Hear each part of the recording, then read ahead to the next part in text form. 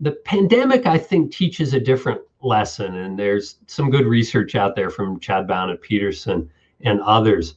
If you look at what happened during the pandemic, you ended up with shutdowns of production because it became unsafe for people to go to work. They couldn't go to offices or factories.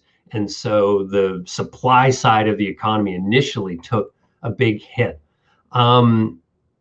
We saw in the pandemic, okay, enormous demand for pharmaceuticals and protective equipment and others, and you had countries hoarding supplies. That was a short-term problem that has largely resolved itself. But if you do a thought experiment and say, well, let's imagine that, here in the United States, we were manufacturing all of this stuff.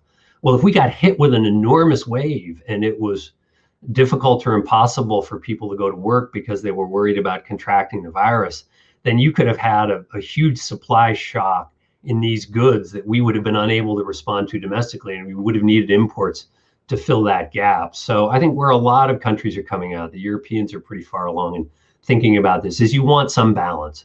Obviously, you want a domestic capacity in these medical supplies. You might want some kind of stockpile or surge capacity, the way we do with the strategic reserve for oil, for example. But you also want diversified supply sources. You don't want to be wholly dependent on imports, but self-sufficiency doesn't necessarily buy you more protection from pandemic-induced shutdowns than just being reliant on imports. So autarky is not the answer there.